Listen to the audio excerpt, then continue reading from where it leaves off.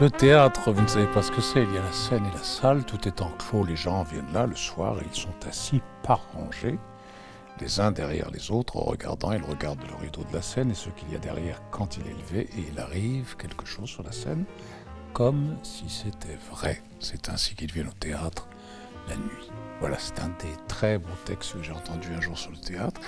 Et c'est vrai que j'ai une grande émotion, là, d'abord, à être dans cette salle qui me rappelle par l'absence de public la période dramatique que nous avons vécue, mais qui en même temps me laisse dire que bientôt ça va être plein. Alors ça va être plein pour me voir moi, je suis là pour parler de tout ça. En fait, qu'est-ce qui se passe? C'est très simple, le spectacle Seul en scène, éclat de vie. C'est au bout de près de 55 ans de carrière, et j'ai eu envie de revenir un petit peu seul en scène avec le bagage de mes mémoires, de mes coups de foudre littéraires, coups de foudre de théâtre, coups de foudre sur un rôle, coups de foudre sur un texte.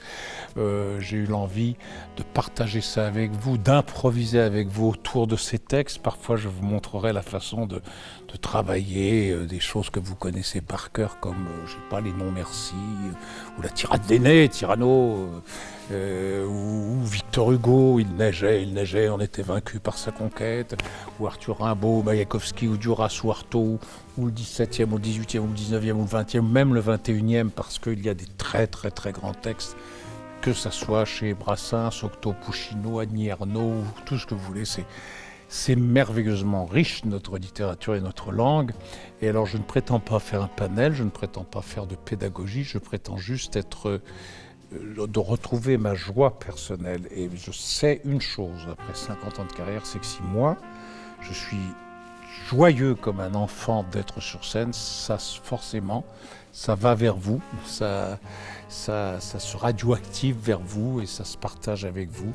Et la joie partagée, c'est quand même ce qui me fait le plus plaisir au théâtre. Je rappelle quand même à ceux qui ne s'en souviendraient pas que la joie, c'est la condition suprême de l'être, selon de très grands philosophes, et que je crois que c'est quand même ça qui nous unit, même sur des textes dramatiques, même la joie de pleurer ensemble sur des choses qui nous interrogent.